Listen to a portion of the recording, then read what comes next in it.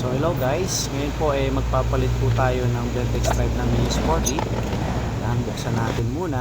Tapos check natin. Yan po, slide na po siya. Hindi na makapit yung Ventex Drive.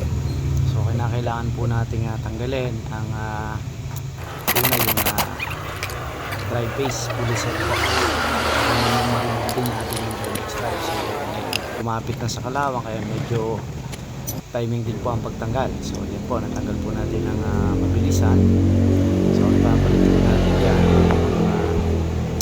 simple brand lang po, mga tinatawag po na aftermarket like China brand na Ventex Drive. Yan po, then linisin po natin ang gas pag kulang is kasi delikado po yan, dudulas po. Linisin natin mabuti. Yan po yung mismo pinakapitan ng Ventex Drive. So ipapalit na po natin yung bagong Ventex Drive, aftermarket po ulit yung ikakabit natin. So tumatagal din naman po siya.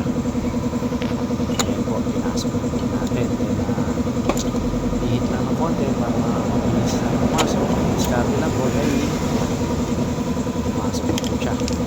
So yun po, kailangan po natin kabit yung belt tsaka yung drive base po. Then itan po natin yung puti.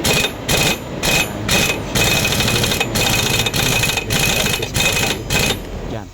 So ngayon, i-test po natin kung okay na. Ayan po, okay na. Gumagana na.